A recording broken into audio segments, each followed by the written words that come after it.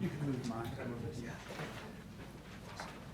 So what I want to do, I have some handouts for you guys that kind of give a really broad outline of the talk. If you want to take notes on it, you can. The very top really has nothing to do with the talk, but I got really interested in how classical education, I think, maps on really nicely to Piaget's stages of cognitive development. So I just put a little side-by-side for you that show you how the phases of classical education really follow very well how children's brains and cognitive abilities develop. So if you're a nerd, read it. If not, skip down. I want to thank Kevin and the Austin Institute for having me. This is a real honor. I'm happy to be here. I hope to save some time for questions. I think that will be really exciting and interesting and a way to foster some dialogue. So I'm going to try to get this material, and then I want to hear what your questions are. Kevin noted that some of my credentials for this, I did do a lot of trauma training as a psychologist, which may not sound like it's directly relevant to parenting, but I have found that being a parent is quite a bit like Vietnam, at least from what I understand. If you see us leaving mass, I mean, I'm walking out with one kid on my shoulder, one kid under an arm, there's crying, I get in the back, all the dads are huddled there like, it's the last chopper out of Vietnam, right, shaking and looking at each other, and parenting has taught me quite a bit. And I am a dad. I'm a dad of 4 beautiful children, and as much as my psychological training has taught me, being a dad has taught me quite a bit. So I hope to balance those two today. So let's dive in. I've titled this talk, Learning Habits and Learning Home, How to Raise a Classically Good Child. Learning habits and learning home, how to raise a classically good child. Part of what I want to focus on, one of the primary messages I want you to take away, is that I think we need to relearn how we do home, what home is. Home is something beyond just a building or a roof under which we provide shelter and food, but home is a place that really roots us in our identity, provides a rhythm and a structure and traditions that root us. They give us a sense of purpose and meaning and belonging. And I think if we can revision this, we can begin to help shape good children. But before we get there, what is a classically good child? Well, I think a classically good child is a child who has good character. So the question is, what is good character then? And so I want to define good character as a stable, enduring understanding of and love of the good that results in good actions. It's a stable and enduring understanding of and desire for the good that results in good actions or good behavior. So the classically good child is the child who knows the right thing to do, loves doing the right thing, and then does the right thing. Or another way we might say that is the classically good child is the child who's had their intellect, their morals, and their emotions educated. Right? They've been educated intellectually, morally, and emotionally. Okay, so that's what we're shooting for here.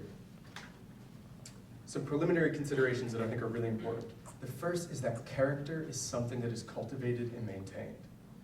This is not something that you're going to get overnight. If I had a formula for you to have good children tomorrow, I would be a very, very wealthy man. A very wealthy man. I don't. Character is something that's cultivated. And so you're in this for the long haul, right? My wife has a really green thumb. My wife could grow a garden in sand.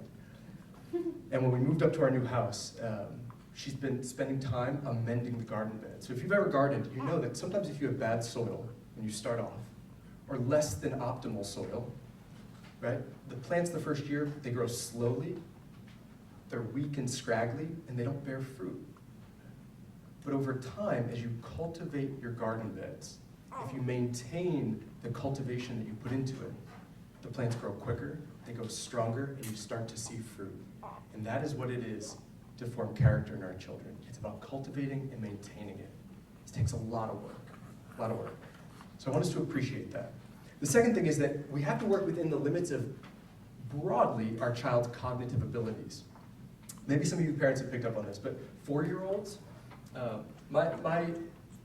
my son, when he was 4, he would say, Papa, it's not fair you have 2 cookies and I have 1.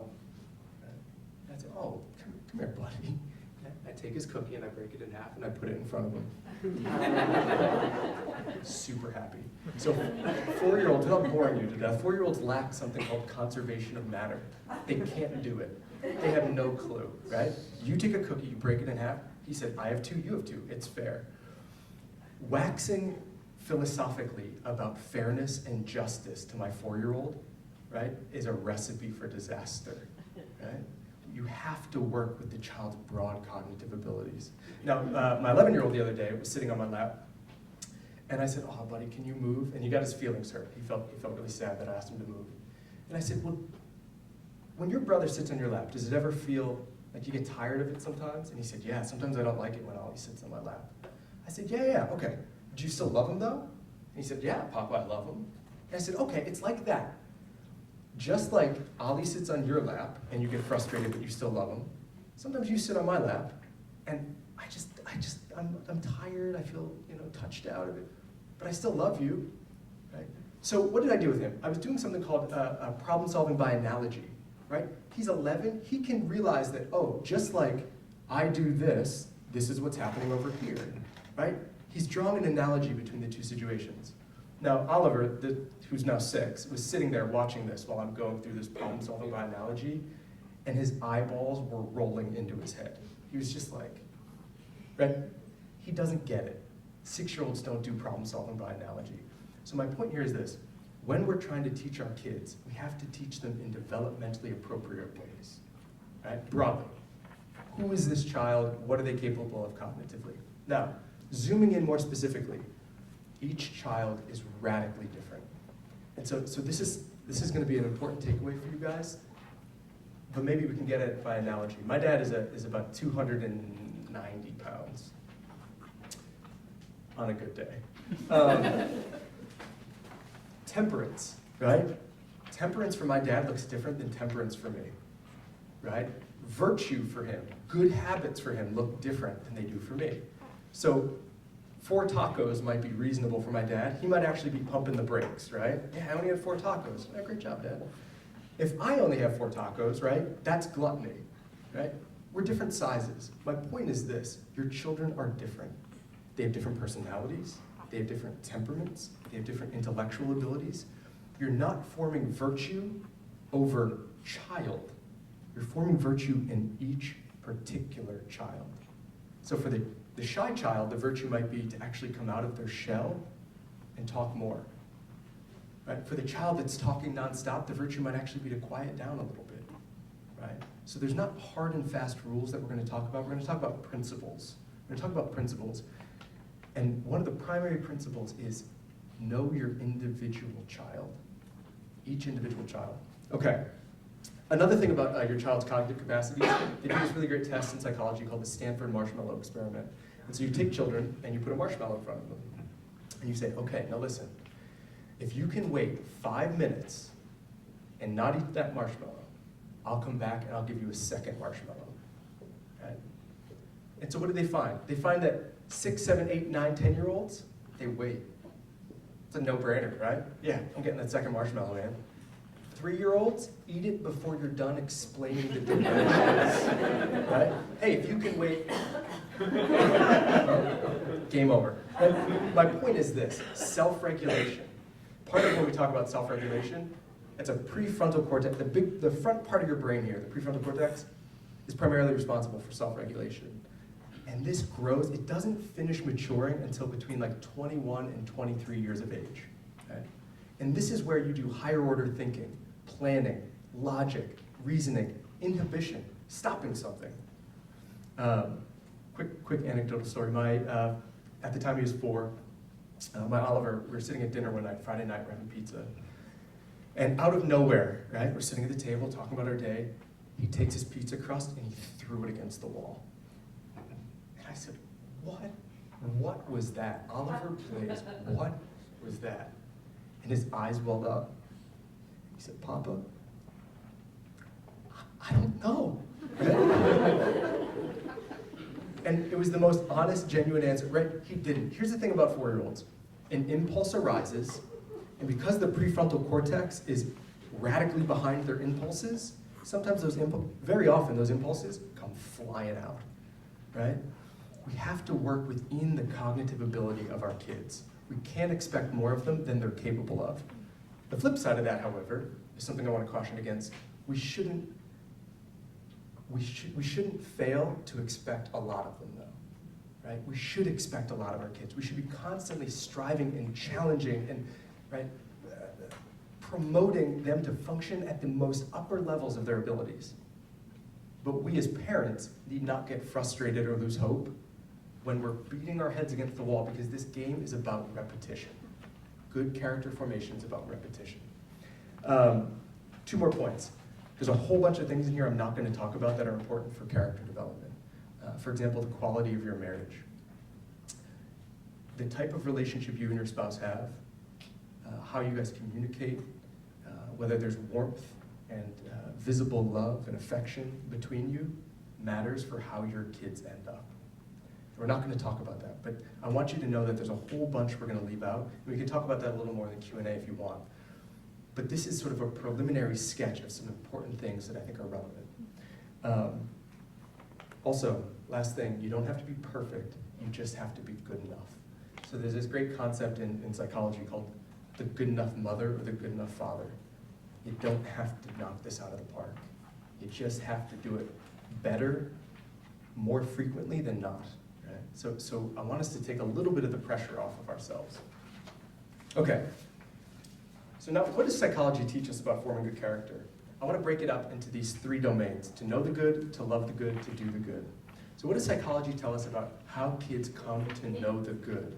So the first is that psychological literature has told us that parent-child interactions are fundamental for promoting knowledge of the good. The types of conversations you have with your children promote knowledge of the good. So parents that engage in questioning conversations, right? Asking questions like, hey, I wonder what Sally was thinking there. What do you think? How do you think Tom was feeling? Why do you think they did that? Right? Certain types of conversations promote strong moral reasoning, knowledge of the good. The problem is, as parents, sometimes we fail to provide systematic opportunities to have these kinds of conversations with our kids. But parents overwhelmingly who constantly question their kids, now not interrogating, right? There's a difference. Don't interrogate your kid. What were they wearing? What did she say? How were they acting? Right? We're not talking about this. We're asking open-ended probing questions. Golly, that sounded like she might have been scared. I wonder why. Why do you think she did that? Why would he have done that? Why do you think he responded by hitting, right? Asking questions and providing a supportive environment fosters better moral reasoning in your kids. This takes intentionality. We have to be trying to cultivate these kinds of conversations with our kids. The second thing these conversations do is they give kids a moral vocabulary. So I have a 2-year-old right now, and he's got his colors. We got red, we got blue, and we got lello. Okay?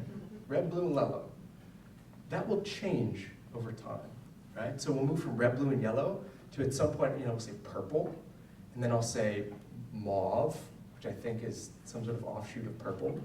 And then it'll be gray and brown and grayish and taupe, right?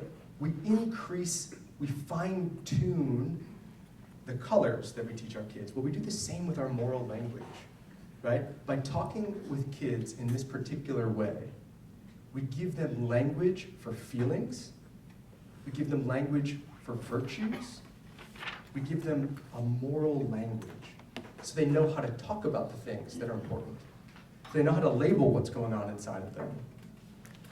I'll mention this later on, but a big part of why children misbehave is that they're having a need that's not being met, that they don't have the words to express. They don't know how to tell you what they need. So it would be great if my 6-year-old could say, Dad, you know what? You're holding the baby a lot, and I'm just feeling a little bit left out. And I could use some physical touch. And when you constantly celebrate him, sometimes it feels like you only criticize me, Dad, and he doesn't. You know what he does? He goes over and he takes his brother and he pushes him out of the ground. And I say, Oliver, what are you doing? Why would you do that? No reason. He does it again, right? So if I can read between the lines, right, I can see what's really going on. But part of my job as a parent is to give him this language, right? To give him a moral vocabulary, feeling words. Right? Help him know what courage is, bravery, wisdom, fortitude, right? But this requires, on my part, knowledge of these things myself. So overwhelmingly, working with veterans tend to have one feeling, right? When I work with veterans, I was struck by this. There's almost always anger, right? How are you feeling right now? Your mom passed away. I feel angry, okay? How do you feel right now? Your wife just left. I feel angry. How do you feel right now? Somebody just stole your truck. I feel angry. How do you feel? Part of what you do, at least in trauma training with veterans, is you're trying to give them language to express what's going on. And we do this with our children. It's really important that we do this. But in order to do this with our kids, we have to have this language ourselves. Right? Okay. Second thing that's really important for knowing the good, empathy. Empathy, perspective taking. Research finds that children that practice taking other people's perspective become better at knowing what's right and wrong, what's good and bad. So children as young as 4 years of age can take other people's perspective, right? We call it theory of mind. The human brain is uniquely situated to be really good at empathy. So there was this study done about a decade ago now, I think, by these German scientists. They were actually looking at motor movement in monkeys. And they would have monkeys, reach out and pick a peanut up, and they would measure what parts of the brain moved or lit up. And so one day, one of the scientists reached over to pick up a peanut himself, and the computer started ringing. And the monkey's brain, and the very part of the brain that's responsible for reaching out and picking up a peanut, the monkey's brain was firing. And the monkey was just sitting there. And so they discovered this amazing subset of neurons called mirror neurons. And what mirror neurons do is mirror neurons fire when you see somebody engage in an activity, a goal-directed activity that you can discern their intention. So when you see somebody reach out to pick up a cup, it's goal-directed, you know what they're intending to do. If you're watching them, your brain will fire as if you're doing it. Mirror neurons underlie our ability for empathy. So this is why when somebody says, I feel your pain, right? There was a politician that would, I feel your pain. Bill Clinton, I feel your pain. Right? I'm not sure. Well, okay, so that's possible. It's plausible. I don't know if that was happening for him really, right? Eminently distrustful of all politicians. But that is a real experience. When you watch somebody, there was an NCAA basketball tournament, wasn't the Final Four, but it was last year, 2 years ago. There was a player who broke his leg. I don't know if you remember this play. He went up and he landed funny and he broke his tibia or fibia. I'm not one of those doctors, so I don't know what they're called. But he broke a bone in his leg, right? And if you watched it, I can't watch, I'm sort of pretty sensitive to that sort of stuff, so I don't watch it. But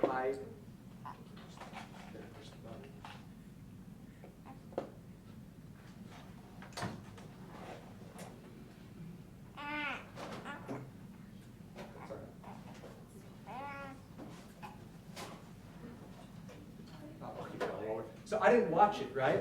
But I watched people watching it. And what was amazing? What was amazing about it was when people watch it, they cringe, right? There's this, and that's mirror neurons, right? I can literally feel it as if it's happening to me. And what this underlies is our ability to take people's perspective. So one thing we should be promoting in our kids is perspective taking, right? And this ties into having the types of conversations where we invite them to take other people's perspectives. Hey, what do you think so-and-so's thinking right now? How do you think they felt when you took their toy? How do you think they'd feel if you gave it back to them? How do you think they felt when you ignored them, right? This is a really, really helpful capacity that human beings are uniquely good at. And the more you teach this to kids, the better they are at knowing what right and wrong is, knowing what good and bad are. The interesting thing is this can be trained. So when you make 4-year-olds practice this, research shows that they get better at it. You can actually practice taking other people's perspective and get better at it. What was interesting about that study in particular, though, was these 4-year-olds got better at taking other people's perspectives and being empathic, but they also became better liars. And they began lying more frequently. So what's interesting is the same skill that underlies empathy underlies lying. So in order for me to be able to lie to you, I have to know you don't know what I know, right? So very young kids, 3-year-olds, you say, did you take that cookie? No, I have no clue who took the cookie, right? I mean, I didn't even know if there was a cookie in there. Did you take the cookie? Yeah, Dad, I took it. Because they think you know everything they know, right? They're egocentric. But a 5 or 6-year-old, you say, did you take that cookie? And he says to himself, Dad was in the basement. Dad has no clue what I know. I know what he knows. He knows he was watching sports. No, Dad, I didn't take the cookie, right? Checkmate. Right? Taking somebody else's perspective is really, really, it's a fascinating, there's a ton of research on this. We actually see deficits in this in children with autism. And it corresponds to deficits in mirror neurons in children with autism as well. But my point is, practicing inviting your kids to take other people's perspectives is really important if they're going to know the good. Okay, how about loving the good? How do we come to love the good? How do we help our kids love the good? We reward it. So we learn to desire and love what is good through reward or pleasure. Good things become associated with pleasure for us. So there's this sort of ratio that's tossed around. It's a 5-to-1 ratio. The idea is that you should be praising or rewarding your child 5-to-1 compared to criticizing or punishing them. Right? Praising or rewarding them 5-to-1. That is, if you spent a day, challenge you, spend a day, mark down how many times you praise your kids, mark down how many times you criticize, punish or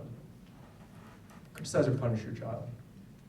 See what the ratio is at the end of the day. Overwhelmingly for me, if I'm not being radically intentional about this, what I end up doing is just pointing out all the ways that they're messing up. Hey, stop yelling at your brother. Hey, put that toy down. Hey, did you ask to be excused from the dinner table? Hey, I don't, unless I'm being intentional, I don't oftentimes praise. Praise associates doing the good thing with feeling good. And we want our kids to feel good about doing the right thing. So things like smiles, verbal affirmation, physical touch. But you want to be careful, and this is the caveat, I want to make a couple caveats. You want to be really careful with material rewards. You get a yo-yo, you get a bicycle, you get to go to Dorney Park, you get to... So there's some interesting research that finds that when your kids reflect back on their actions, when they've been given a reward, a material reward, when they reflect back on their actions, if they've received a material reward, they're more likely to think they only engaged in those actions for the reward. Gosh, why did I take the trash out? Because Dad said he'd give me $1. And that lowers how desirable, how intrinsically desirable the actual thing is. So I'm not advocating for material rewards. I want to advocate for verbal praise, and something, my wife coined this phrase last night. She called them priceless rewards. Rewards that you can't put a price on. If you can put a price on it, that's not what we're talking about. But can you put a price on a hug? Can you put a price on a, hey buddy, I'm really proud of how hard you worked at being kind to your brother, right? Those are the types of verbal rewards and priceless rewards that feel really good. So people say, yeah, Matt, why should we praise our kids? Why should we praise our kids for doing things they should already be doing? Why should I praise my kid for cleaning their room when they should clean their room if they made a mess? And the reason is because we want them to love what is good, right? The second reason is because you like being praised yourself. You imagine this, right? You did work on this big project, 2-3 weeks at work. You're just working so hard at it, and you hand it in to your boss, and your boss says, great, way to do what you're supposed to do. Or you clean the house for your spouse, right? Saturday morning, my wife goes out, I clean the house up, I get it just beautiful. I mean, I'm touching places that haven't been touched, right? The nooks and crannies under the toilet. And she walks in and she goes, carrying your load. What I want to hear is, Matt, honey, thank you so much. You did a great job, thanks, right? We like to be praised for what we do. Our kids like to be praised for what we do. And if we want to help them understand or connect doing the good with loving the good, we have to give them praise for it. And again, not material rewards, because that decreases intrinsic motivation. Verbal praise, hugs, physical touch. Praise also marks off what is good. So it's another way of knowing the good. When I praise a child for something, it tells them that this thing is something that is praiseworthy. It's a way of them knowing what they should be doing, right? I want to make a distinction here between types of praise as well. There's sort of an interesting body of research here, but there's two types of praise we talk about: person praise and process praise. So person praise is when you say, "You're so good, you're so smart, you pay attention so well." We're praising the actual person as if what they're doing is an innate ability. So I have students who come up to me all the time and say, "Dr. B, I'm not a textbook reader. I can't read textbooks," right? As if there's a textbook reading gene, right? Like, just don't got it, sorry, Dr. B. Oh, well, you get an A, don't worry about it. So that's person praise. And overwhelmingly, what happens when we receive person praise from our parents is we think that our abilities are fixed or innate. You think that your abilities are fixed or innate. So you got it or you don't. I'm just not a patient person. So if my mom says to me, "Wow, you're so patient. Wow, you're so loving. Wow, you're so gentle," I start to think those are innate to me. So the second it gets hard, I think to myself, I must have hit the limits of my innate ability. Right? That's what person praise does. It makes us give up more easily because we think when it's gotten hard that we've reached the peak of our ability. Process praise, on the other hand, is when you're praising the activity. You're praising the process that's undergoing. "Wow, you worked really, really hard at being patient with your brother. Wow, I saw how much you were struggling with that math problem, and you didn't give up. Well done."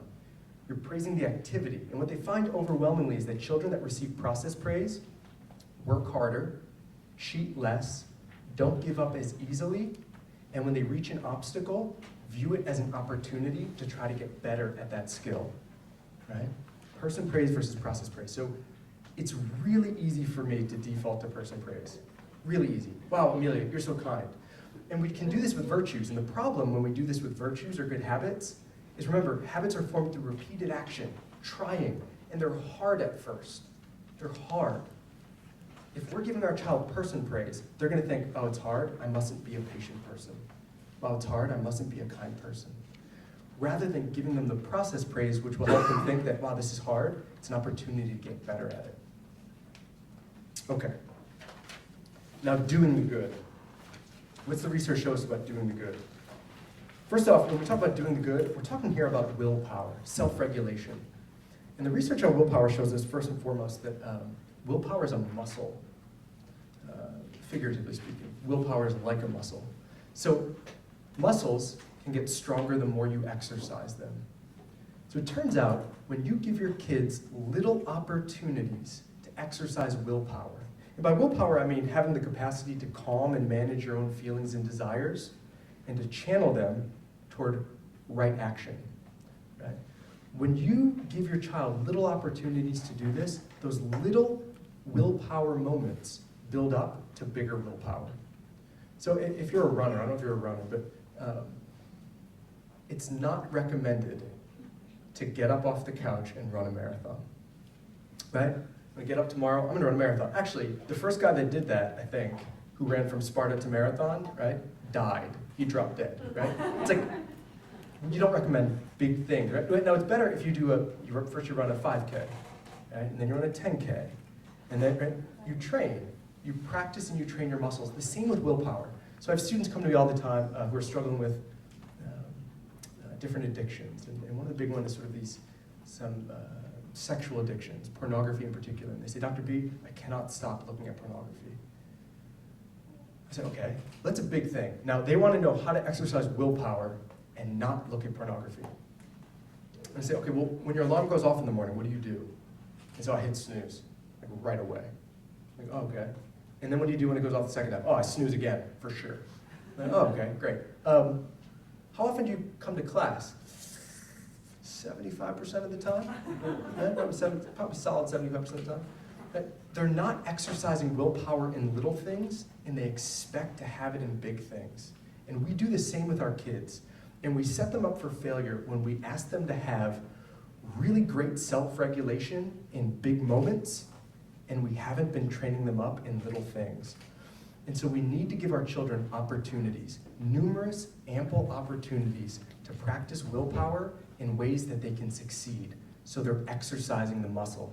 Hey, do me a favor. We're not gonna have a sip of our water until mommy gets back to the table, right? We'll wait till mommy gets back to the table, and when we're all sitting, then we'll start eating.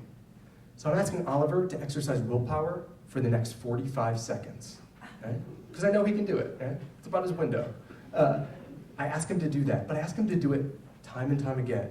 Exercise willpower in these little things.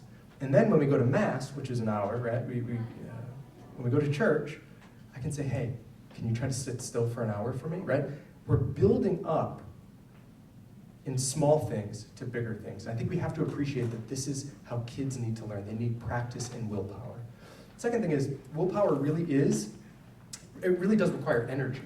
So what they find is that when you ask a kid to engage in a really difficult self-control task, their blood glucose level drops, right? It's an energy-dependent activity. The optimal blood glucose level drops. You drop below optimal levels of blood glucose. And subsequently, being below optimal levels of blood glucose predicts poorer self-control. And so in these studies, when you give a kid a little glucose drink, give them an apple juice or an orange juice or a grape juice, they get better at self-control again. Okay? Lots of children's misbehavior can be attributed to hunger and tiredness. So this is the other thing. I think we set our kids up for failure when we ask them to do really hard things and we haven't fed them properly. Right? We don't have snacks for them. We're not giving them opportunities to fuel up. By the way, most of our misbehavior in this room, I would love, it's like a weird psychological fetish I have, but I love like cracking the roof off of your homes and just watching you guys, right? I think about these things, right? What would it look like to watch you parent? And my guess is overwhelmingly at 9 o'clock at night for most of you, it's probably like what I do, right? Which is, it's 9 o'clock, I'm tired, I'm hungry, I just want to eat a bowl of ice cream with my wife on the couch, and Oliver gets out of the bed for the 14th time and says, Papa, I need a toothpick. I said, Oliver, you don't need a toothpick. Papa, I do, I have a corn kernel sheath. I said, Oliver, we haven't had popcorn for 2 weeks. It's been there the whole time. Well, you gotta get it out now? Tuesday night at 9 o'clock? It can wait. But I don't say that. I lose it. I say, Oliver Blaze, get back in bed. What is right? Go to bed. But Papa, get in bed. But Papa, stop interrupting, right? And I get louder and I escalate and he escalates, right? I misbehave, I act out when I'm hungry. My wife calls it hangry, right? I come home at 5:30 and she's like, why are you stomping around? I'm like, babe, I'm so hungry, right? But when our kids do this, right, what do? We double down oftentimes on the consequences. We need to set our kids up to succeed by making sure they're well fed, they're not tired, right? At the end of the day, you're gonna see more meltdowns, y'all. If you're parents, you know this intimately. End of the day, you see more meltdowns. Why? The willpower muscle is tired. It's just the bottom line, right? So expect more problems with willpower at the end of the day. Okay, second thing I want to mention about this is unexpressed needs. And I think I said this before, but a lot of our children's misbehavior, them failing to do what is good, is they have a need that's not being met and they don't know how to communicate that to you. I feel lonely.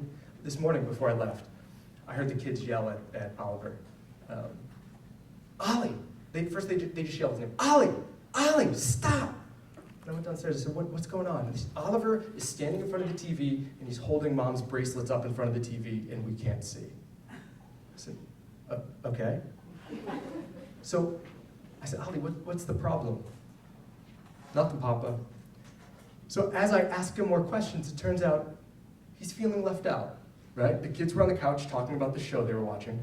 They were talking really quickly. He didn't understand what they were talking about. He tried to ask them some questions, and they ignored him. So he got up, and he started messing up their show. Right? But if he had been able to say, guys, I feel like you're leaving me out of this conversation. It's a little above me intellectually. And what I need you to do is bring it down to my level. And we'd be fine. But instead, he couldn't. He just felt angry, and he messed up their show, right? Overwhelmingly, when we're looking at our children's failures to be good, it's oftentimes a need that they have that they're not able to express. And it's our job to read beneath the behavior. Read beneath the behavior and see what they need. Okay, imitation and modeling. Lastly, children learn through imitation and modeling. Watching others, doing what they do. And this is where it comes down to you in a really powerful way. Do they see you guys apologize to one another? So when my kids are fighting and I say, you need to apologize to your brother, do they see me apologize to my wife when I get it wrong? If I've ever gotten it wrong, do they see me apologize? Do they see me use patience? Do they see me use love? Do they see me use a calm tone of voice? So this is great, right? And I don't think this is a unique experience to me. Hopefully it's not. But a while back I heard Asher yelling at his brother Oliver. He said, Ollie, stop touching that. Oliver, get away. What are you doing? And he sounded so angry. He was being so mean to it. His tone of voice was so ugly. And I walked in there and I said, Asher, your tone of voice is so ugly. I do not want, how dare you talk to your brother like that? And as it's coming out of my mouth, I'm like, oh my God. Oh, I see what's happening here, right? He's me. What I hear him do, how I see him act, is oftentimes an imitation of me. Right? And so what we have to, kids learn through imitation. We have a 2-year-old, and just to drive this point home, how salient it is. I was holding the 2-year-old on the porch yesterday. We're standing on the front porch, and I spit. 2-year-old looked at me, and he went. Kids learn through imitation. They're watching all the time. And as they get older, they pick up on other things, like what are your intentions, right? They imitate your intentions. They imitate your tone of voice, the feeling qualities, right? They're watching. And so this is the great opportunity for us to question ourselves. Are we the right kind of models for our children? Or are we expecting something from our kids that we're not doing ourselves? Okay, so that's some of the research on to know the good, to desire the good, and to do the good. I want to lay out 3 principles for you guys. 3 parenting principles. And then Q&A. Okay, so the first principle is parenting is your first and most important job. And I want to tread lightly here. Here's the thing, right? There's nothing more important in your life, absolutely nothing more important in your life than raising your children. Nothing. And your primary job in this world is to love your child, to love your children. It's simply to love them. I do not care what kind of car you drive. I do not care how prestigious your job is. The mark of a mother and a father is how well they love their children. And loving a child means wanting what is absolutely best for them, right? Absolutely best for them. But it's not just wanting what's best for them. It's not just wanting their good. Love desires union. Right? Hopefully this is incredibly obvious to you. You love your spouses, right? And as a result of loving your spouse, right, you desire union with them. You want to be close to them. You want physical touch and affection. And the same goes with our kids. Right? The parent-child relationship is a relationship of love in which we should desire union with our children. We should want to spend time with our kids. And this is the most important job we have. And so the Founder School, I love the mission of the Founder School. But it is not the primary job of founders to foster good character in your kids. It is their job to supplement what you're already doing. Right? It's their job to supplement what you're already doing. The great and deadly temptation of parenting, is to view my job as merely herding sheep or keeping my kids alive on a daily basis. And there are days when that is good enough. Like real talk, there are days when you go to bed, my head hits the pillow, right? My day starts with the baby throwing up on me, right? And the 6-year-old poops his pants, which is like, why'd you poop your pants? Because I was so engrossed in what I was doing, Papa, that I just didn't take time to listen to my body. Oh my gosh. By the time and I teach, right? So I've got a bunch of college students who, right, are essentially like big 6-year-olds who give me the college version of that. By the time my head hits the pillow, some days it's good enough that they're all alive, they're all accounted for. Right? That's enough. But if that's my overwhelming experience of parenting, I'm doing something wrong. I need to reevaluate. Because parenting ultimately is about creating a family culture. It's about creating a family culture. There is no parent who on their deathbed has said, I wish I spent less time with my children.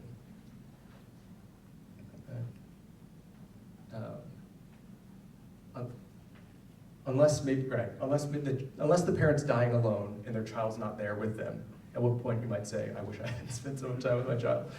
But normatively, nobody's going to say, I wish I spent less time with my child. So here's what I think our job is as parents. I think our job is to create a culture. It's to learn how to do home.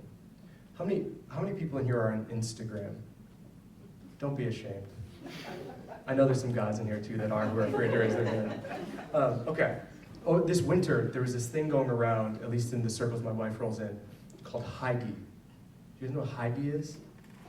No? Okay, so Psy.D is this maybe I'm saying it wrong too. I think it's like a Scandinavian term. Am I saying it right? Hygge. Hygge. Hygge? That ring any bells? No. Okay. I'm seeing blank stares. Where am I going with this? Okay, so the idea is it's the Scandinavian notion of when it's cold in these Scandinavian countries, you find an activity and you curl up around the fire as a family. Hygge, Psy.D, Hygge. And it's this notion of curling up as a family unit around a fire, creating a place of warmth in the cold, right? And I think we need something like that. So my wife's Instagram was blown up with all these moms who are taking pictures of their knitting needles, and it's homeschool Psy.D, they're all by the fire and knitting and drinking tea. But I think we need to learn how to do home. I think many of us have this notion that home is where we come, we sleep, we eat, we refuel, we go back out. You guys, I know you guys are absolutely run ragged with bills, with jobs, with activities for your kids, and we lose home as a place of being rooted. A place that has a rhythm and a life and a culture, a place that gives us an identity, a place that has traditions. Do you have Saturday morning pancakes? Right? That's what our family does. Every Saturday we're having pancakes. Or Friday night, movies and pizza. Right? What is the rhythm of your family that gives you a sense of identity and gives your kids a sense of identity? That's home. And it's not something external to your family, it's internal. So, family dinners, right? Is this a tradition you have? I realize that a lot of you guys are, and this is where I run the risk of offending, but I'm willing to do it because I think it's that important. I think sometimes we're overextended in what we do as parents and what we do with our kids. And so what I'm saying here is maybe we need to take our kids out of sports. I know that's unpopular. Maybe we need to pull back on the extracurriculars to reestablish the boundaries of home, to show our kids that we really love and desire them. I can run my kids around to every sporting event in the world. I can buy them the nicest softball glove and the newest bat and the coolest cleats and the dopest shoes and they might not know that I love them. And what I'm trying to communicate in all those gifts is, of course I love you. I drive you all over Austin. We sat in traffic for 2.5 hours to go to your travel soccer game. How could you possibly question whether I love you? It's much simpler than that. What kids need to be good, what kids need to flourish, they need a sense of rootedness and identity in the home. And so, jumping into the second point. So parenting's your most important job. The second point is you're in charge.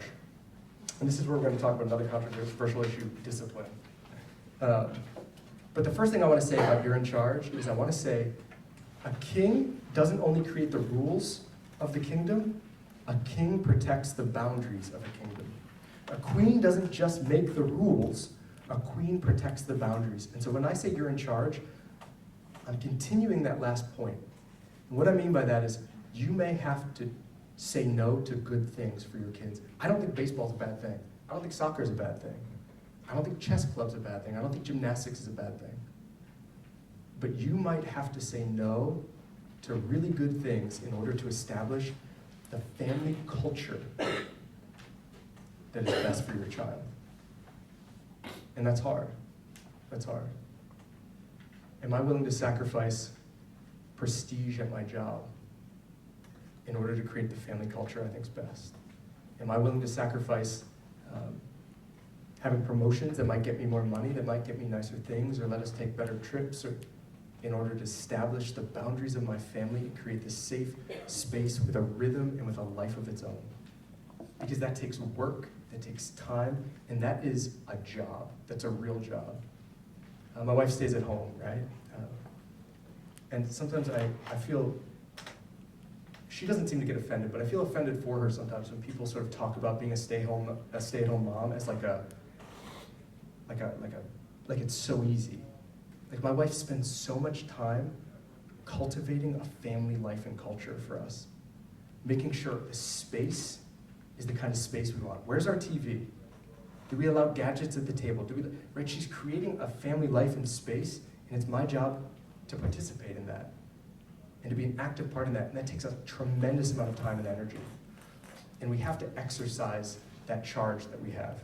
Okay, second thing, discipline. Let's get into discipline. We're just gonna go there, right? So, overwhelmingly, the best parenting style you can have is a parenting style that's warm and firm. Warm and firm. So you're emotionally responsive to your child, but there's clear rules and clear boundaries, right? Clear rules and clear boundaries. That's called an authoritative parenting style. That parenting style oftentimes comes with what we call inductive discipline. Inductive discipline. And inductive discipline is a type of discipline where you help your child understand how their actions affect others. You invite your child to reflect upon, remember, we're using theory of mind here, empathy, taking perspective. How did my actions affect others? Right? And when you get your child to start to think about that, you begin to discipline them in the way I think that we intend the word to be used. So what do we mean by discipline? We need to help teach our child. We'll teach them what? How to live well, how to act well, how to flourish. Discipline isn't just teaching what not to do. It's trying to instruct your child what to do. Right? What is the right thing to do? And inductive discipline does this. Inductive discipline, by the way, also gives explanations for why the rules are what the rules are and why the punishment is what the punishment is. And what does that help the child do? It helps them understand the rationale behind what we're asking them to do. Right? It helps them understand, it helps them become wise. So some parents will say something like, go upstairs, go to your bed. Why? Because I said so. It's not particularly helpful in helping your child understand what is good and how to think about moral things. But if you said, you need to go up to your room and take a break because the way you were talking to your brother is really hurtful, and I want you to go up and think about how you might be able to come down and speak to him with more love and affection. That's inductive discipline. You're helping them understand the good, okay? Which is really, really important. Second thing I want to say is discipline. A lot of parents, I do this as well, but a lot of parents will jump right to really harsh discipline. And our brains are, right, imagine your brain, imagine the hand can kind of function as an image of the brain. This is your brain stem and lower brain, spinal cord and lower brain. Your thumb, if you curl it in here, becomes your midbrain or the limbic system. This is the emotional center of the brain, right? The emotions. And up here, this is your prefrontal cortex. This is reason, logic, inhibition, planning. This is all the higher order thinking, right? So what happens when we have a meltdown? When your kid has a meltdown, they pop the top. And this limbic system, the amygdala, is red hot. It's red hot. And it's disconnected from the rational part of the brain. So my kid's lying on the floor of Walmart screaming, I want marshmallows, right? And this amygdala is red hot, and I'm going, get up off the ground. I do the yell whisper scream, get up off the ground right now, get up off the ground. When I get home, so right? And what do I do? If you don't get up in 3 seconds, you're gonna lose your favorite baseball. That's it, it's gone, right? All I'm doing is keeping the amygdala red hot. We jump to consequences, we jump to discipline, and the amygdala stays red hot. My job as a parent is first and foremost to lend my kids my prefrontal cortex to help them learn how to self-regulate, how to calm. So the other thing we do is when our kids are red hot with emotion, then we try to engage in logic. So my kid is weeping, snot crying, right? So, just totally dysregulated. And I'm saying, well, do you realize that if you didn't do this, then your sister wouldn't have done that, and if she hadn't done that, then you wouldn't have gotten so mad, and she wouldn't have done, don't you see? And he's like, right? He sees nothing. This is the rational part of the brain that does reason and logic, and before we can talk to it, we have to bring it back into dialogue with the amygdala. We have to calm before we educate. We have to calm before we educate. So it feels sometimes really counterintuitive when your kid's having a meltdown to say, come here, give me a big hug. Okay? So physical touch, calming physical touch helps reduce amygdala activity, helps calm the child down. Using a gentle, genuinely gentle tone of voice. Okay? Asking the child to name the feeling starts to bring the prefrontal cortex back online and calm the amygdala. The point is, before we can educate, before we can engage in logic, before a consequence can have meaning, sometimes I make my kids write sentences. I will not pull my sister's hair because it doesn't uphold her dignity. Right? So I want my kid to internalize this, right? Really understand this. He's crying so hard, right, that he's shaking and the paper's ripping. How much of that sentence is he internalizing? 0. Nothing. It's an absolute exercise in futility. If I want to instruct and educate my kids, I have to bring the prefrontal cortex back online. And I think 98% of parenting, especially younger children, is self-regulating for them. Showing them what the experience is like of letting the prefrontal cortex calm down the amygdala. But I do it with my prefrontal cortex first. I name what I see. Gosh, you're really, really sad right now, aren't you? I can tell you're frustrated. I can tell this is really hard. Come here, give me a hug. Now look, there might be a consequence after, but I have to calm them first. And by me modeling how to calm them, they will eventually learn how to self-regulate themselves. And that's the goal, right? Children that can self-regulate. I'm going to go a little quickly because I want to get to Q&A here, but some of the research on harsh corporal punishment, right? Spanking, hitting, this sort of thing, yelling really loud, and here's what we learn. One, we talked about modeling and imitation. I've always found it strange when parents will say something like, we have a rule, no hitting in this household, no hitting, we don't hit. And so when one kid hits another, we spank them, right? That's confusing, surely, we all see that, right?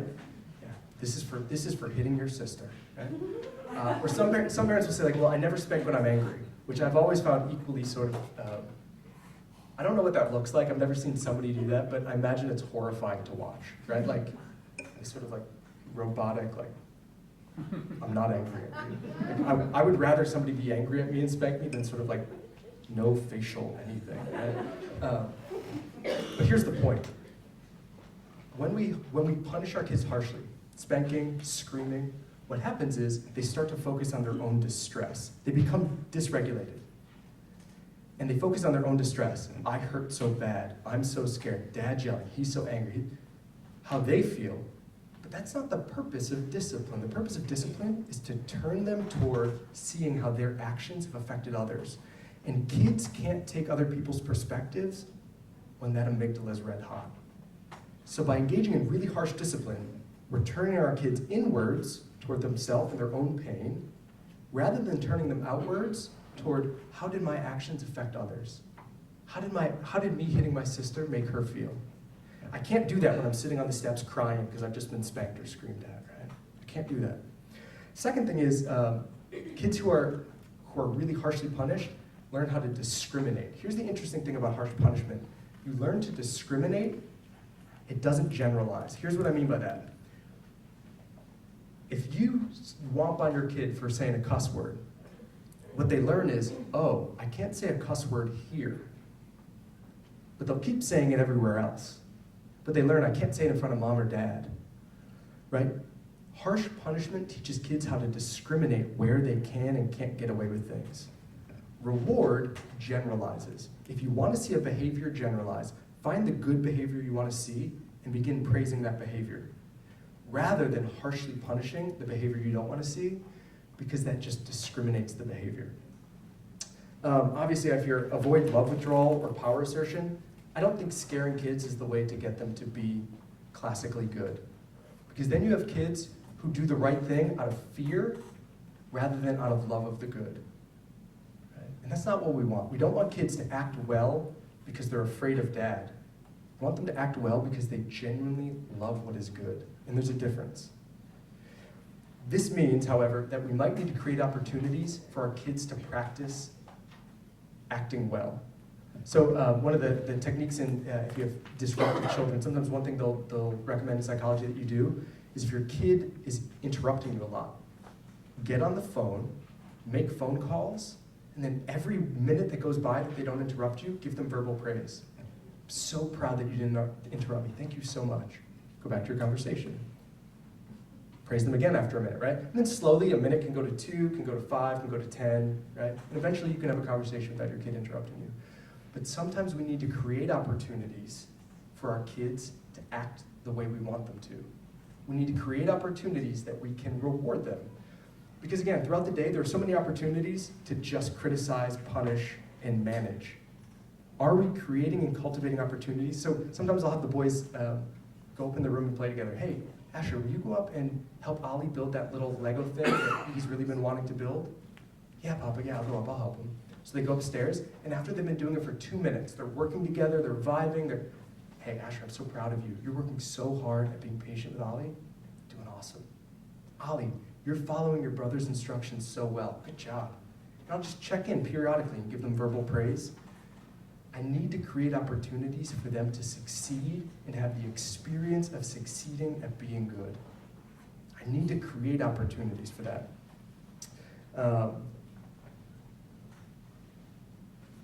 And let's see. Lastly, I want to make the point that I think generally speaking, we need to let our kids fail sometimes in healthy ways. There's a wonderful book out called iGen that I recommend by a psychologist named Jean Twenge.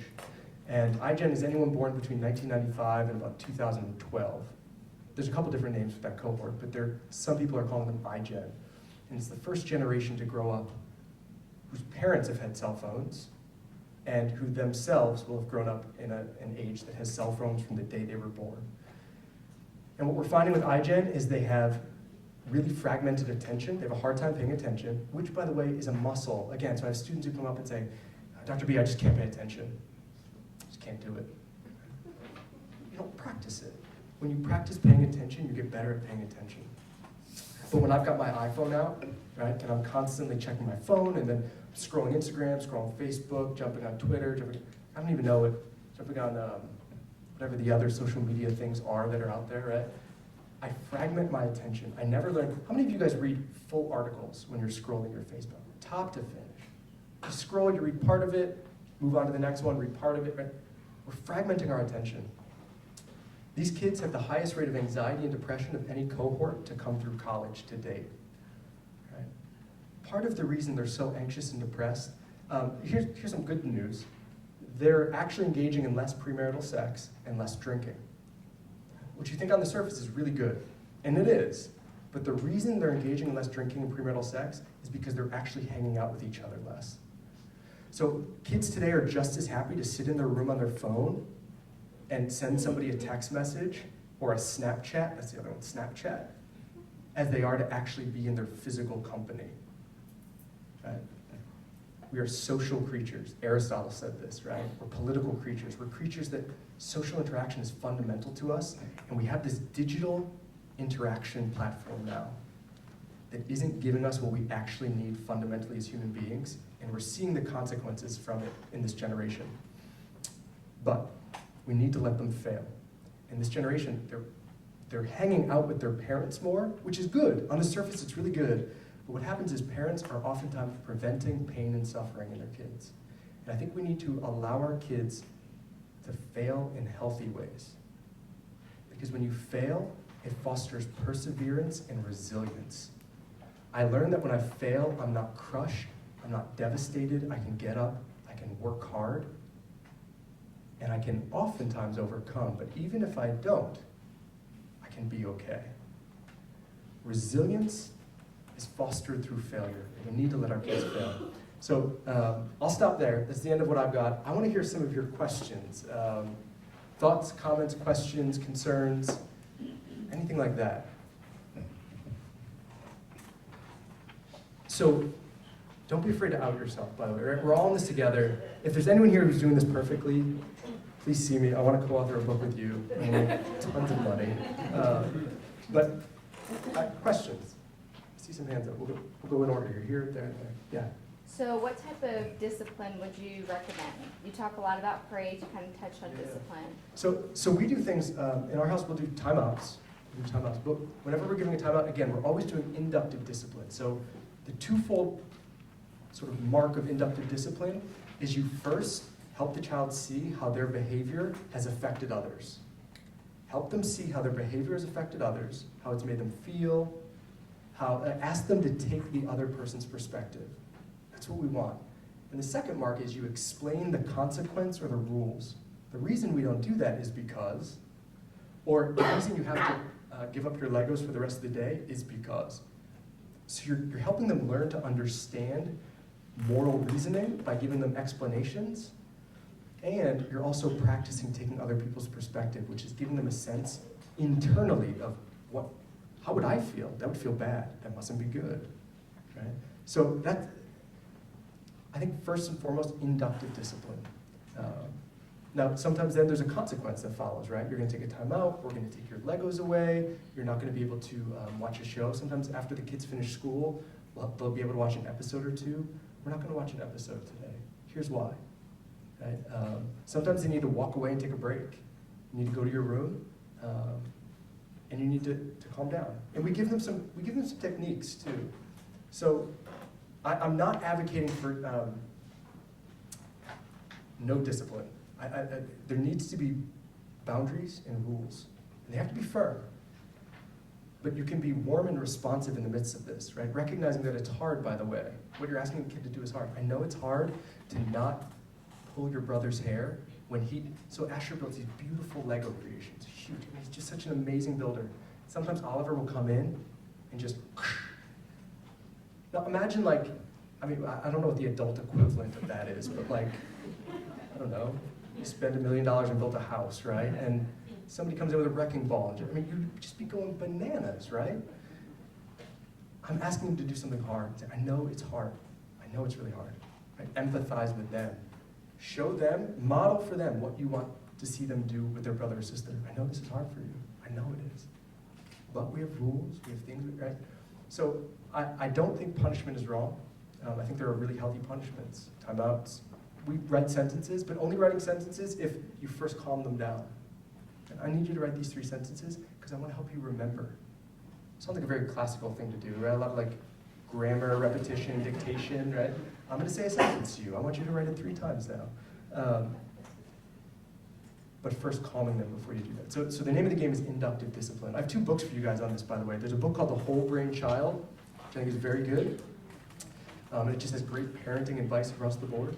The other is called No Drama Discipline, which is a slightly misleading title because there's always drama when you're disciplining, but we're moving toward no drama discipline. Those are 2 really great books, I think, on the type of discipline and punishment that I'm talking about. Something good there. What advice do you have for modeling relationships in single parent and divorce families? I know, that's really tough. That's really, really tough. Oh, hold on. I missed one slide. This is my last point. And you reminded me, thank you.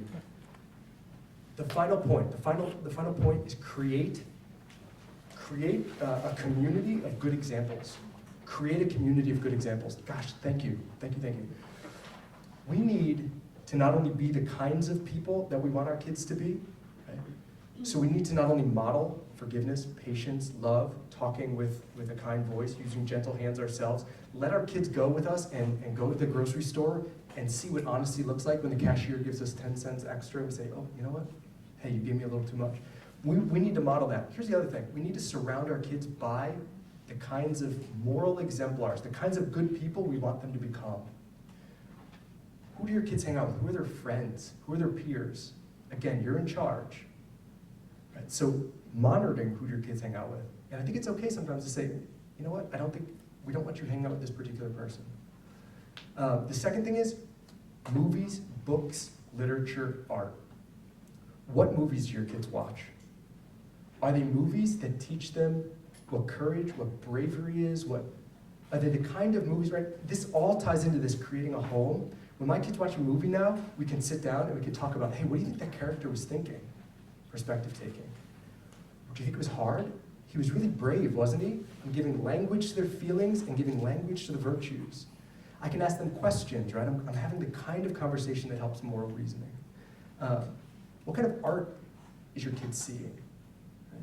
You can create, even as a single parent, you can create, and it's hard. I'm really sympathetic to that. Parenting is really hard with a helper. Like, it's really hard with a helper. And sometimes it's, unbelievably hard on your own, right? So you do the best you can. But as a single parent, I appreciate that sometimes, like, you need a little break, so you put your kids in front of TV. I'm fine with that, right? What are they watching? That's what's important. And after they watch it, what kind of conversation are you having with them about it? Hey, what did they do? What kind of journey was it? Was it scary? Who was the bad guy? How do you know the bad guy was a bad guy, right? You engage in the types of conversations about that media. I think we need to be really mindful of the community of moral exemplars that we're surrounding our kids with. Not only in person, ourselves, relatives, peers, friends.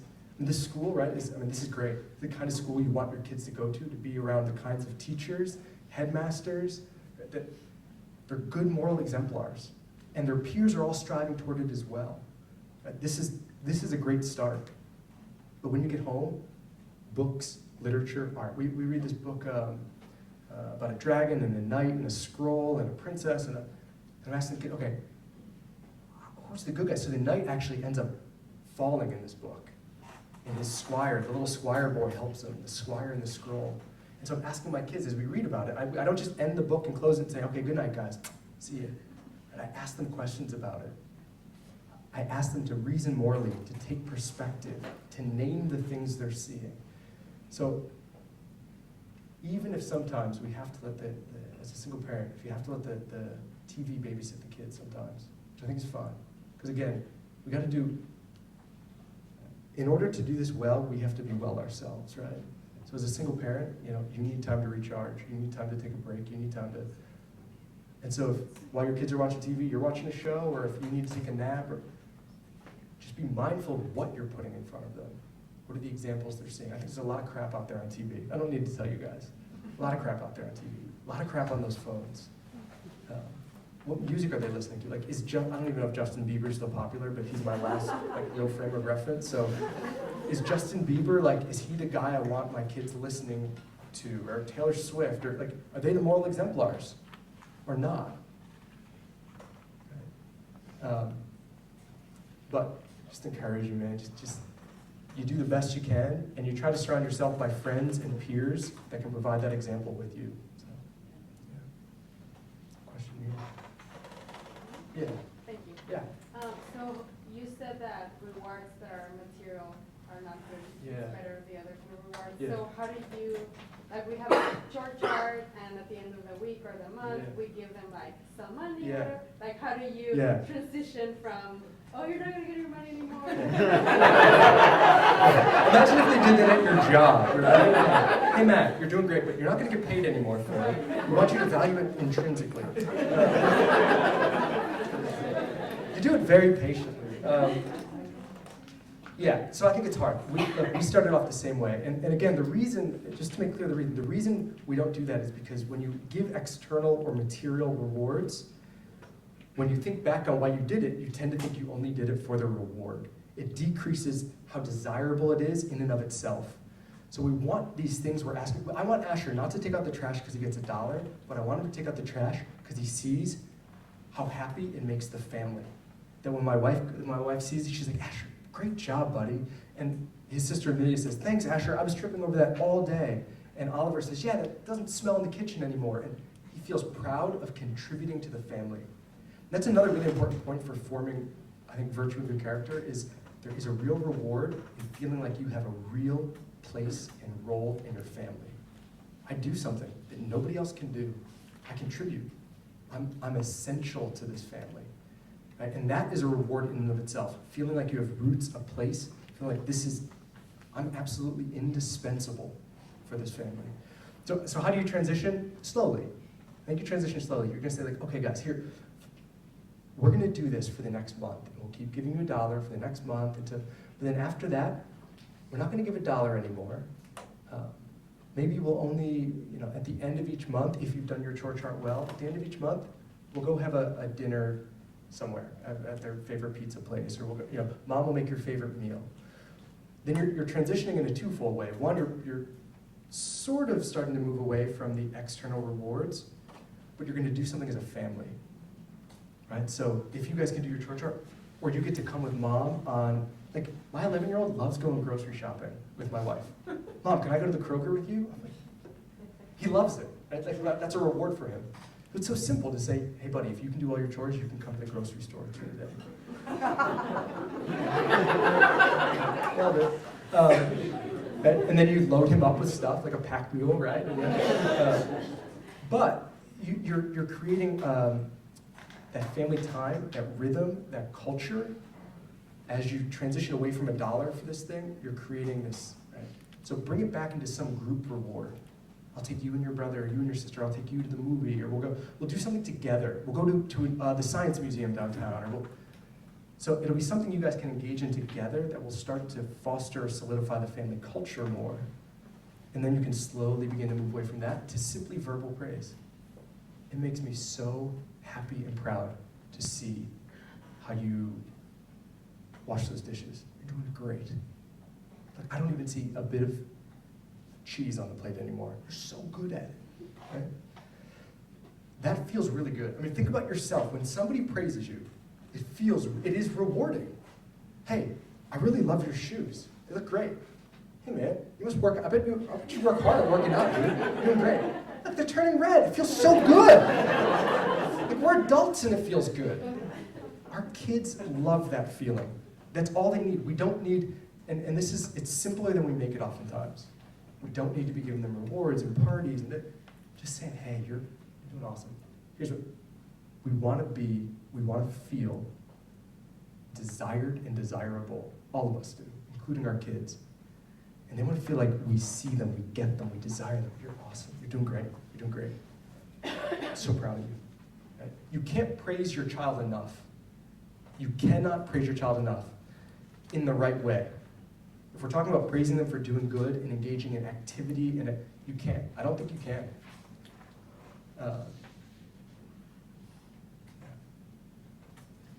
So I have. Sorry, then the gentleman in the back, sorry. Oh, Yeah, no, you first, yeah. Me first? Yeah. Okay.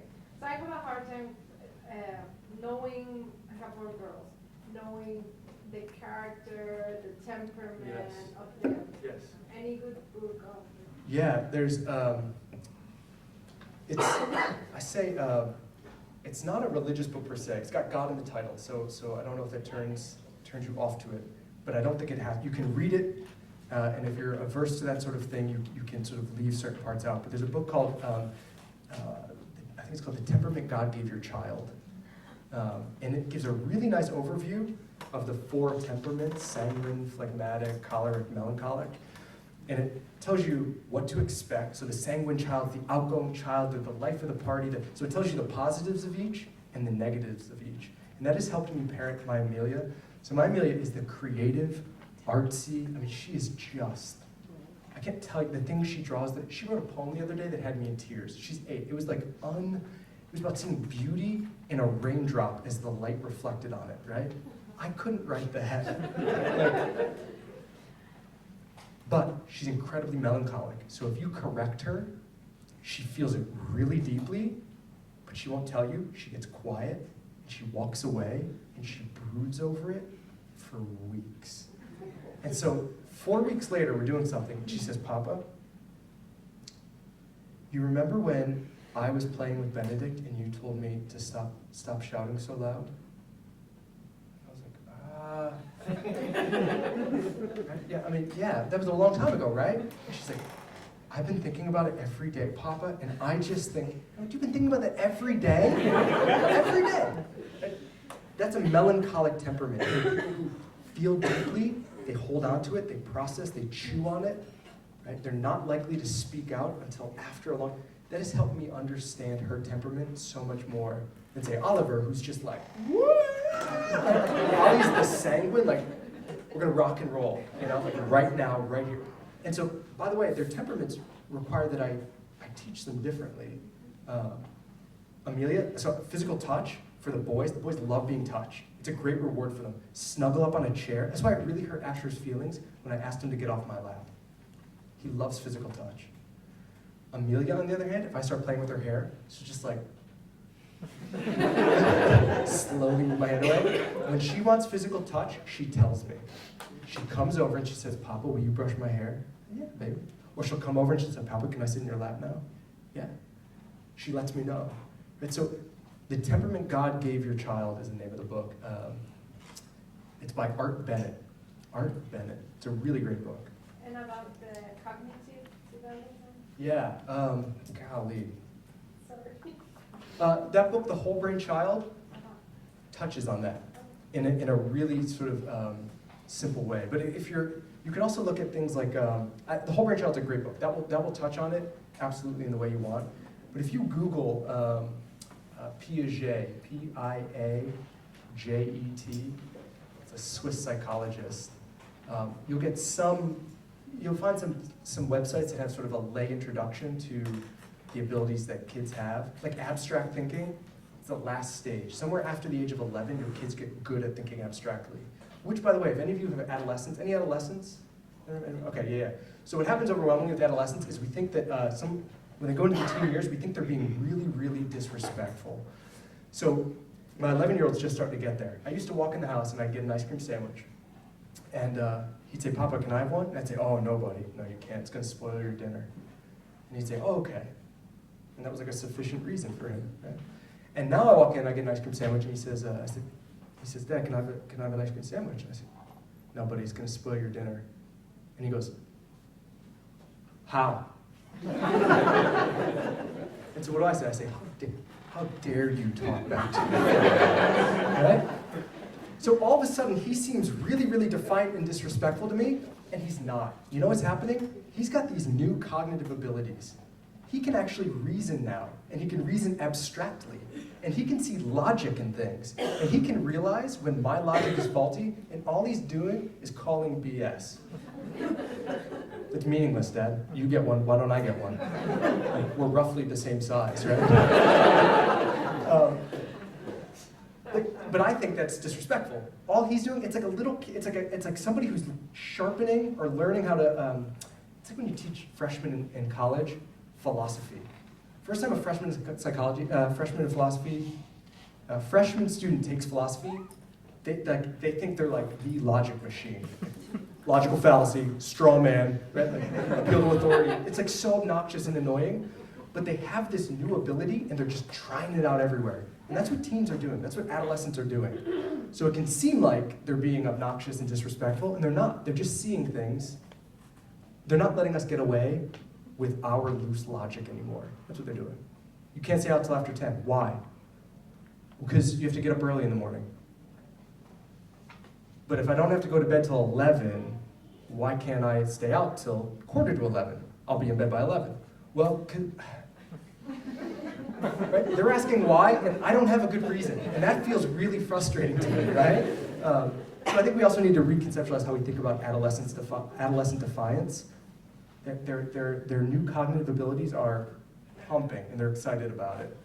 And they're trying it out, and they'll come back. It's the Mark Twain phrase when he said something like, and when I became a teenager, I was surprised at how stupid my parents were. But by the time I was a young adult, I realized, I was surprised at how much they had learned in a very short period of time. It's like they will learn that they're being obnoxious with their own thinking over time. Okay, so Piaget will teach you all that stuff. Yeah? You mentioned the importance of developing a moral vocabulary. Yeah. What would you point toward as a way for us as adults to develop that moral vocabulary, or also Yeah. how do we help our children develop that? Yeah, yeah. So I think you guys can start reading. There's books like Back to Virtue, and books like After Virtue. Books like Back to Virtue will help you guys get your own understanding of the moral landscape. Right? Simple things you can. I mean, even if you're not particularly. Well, actually, you can go to Aristotle too. If you can find some sort of lay books on Aristotle, and the headmaster might be able to help you with some of this, some of the books they use in their curriculum, I suspect. But if you can get some layman's books on Aristotle, what are the virtues he has? Temperance. What's temperance? What is courage? What is fortitude? What is gratitude? What is wisdom? What is? There are lay books on Aristotle that can lay this out for you, so that you can grow in your own understanding of these. Because, by the way, we're still cultivating our character as well, right? If anyone here has arrived and you've got it, like, we are all in this process as well. So those lay books on Aristotle. Kreeft, Summa of the Summa. Kreeft, Summa of the Summa. Peter Kreeft has a book called The Summa of the Summa, yeah, where he talks about some of St. Thomas's, the virtues. And anything by Buddhashevsky. Jay Buddhashevsky, Who lives here. who lives here, who we could actually, Yeah, he teaches at UT. he teaches at UT. There could be an event. He's really smart. Does he have intelligible stuff? Yeah. Does he? What I meant was, the man is very, very erudite and intelligent. The And so, Line Through the Heart is probably a Okay. really good start. The Line Through the Heart The Line by Through Jay the Heart. Buddhashevsky, which is, it's like a B-U-D-J-Z-I-S. Buddhizis. Z-E-W. S-K-I. Yeah, nailed it. Question back there. Yeah. So it's religious, but how would you differentiate conscience from character formation? Yeah, so conscience is, I mean, one way to think about it is conscience as sort of a gut level sense of do what's right, avoid what's wrong. Conscience is a gut level sense of do what's right, avoid what's wrong. Now, we can educate the conscience, and part of the way we educate the conscience is by helping kids understand this is good, this isn't, this is bad, this is right. There's some really interesting research by Paul Bloom at Yale. There's a really cool YouTube video called Bread in the Bone, B-R-E-D, not B-R-E-A-D, B-R-E-D in the bone. And what he does is he does these experiments with little kids, 3, 4, 5-month-olds. And it's like a circle and a square, and the square's trying to get up the hill. And in one of the scenarios, as the square's getting up the hill, the circle bumps it back down. Right? And in another scenario, as the square's trying to get up the hill, the circle nudges it from behind. And then they ask the child to either pick. If the child's old enough to point, they ask the child to point. And if not, they do something, you track the child's eye gaze. So the thing about children is they have a novelty preference. So they stare at things that they're not familiar with longer. And so this is how this is how they do studies in young babies. But what they find is that the kids overwhelmingly prefer the altruistic shape, the shape that was good. Like 80% of babies pick the shape that's good. And so he uses this, Paul Bloom uses this as a sort of piece of evidence to suggest that there is something like a conscience, a gut level sense that we're born with of, hey, that's a good thing. Oh, that guy bumping it down, that's a bad thing. Very young children seem to have a template for this prior to an age when they could have been taught it by us. So I think of conscience as sort of this gut level thing that character ultimately builds upon in some sense, right? So we have this innate hardware for good or bad, but then we have to educate it, right? The intellect with the will, the emotions or the passions. And so character formation is going to build upon the conscience. I'll be the bad guy. Yeah.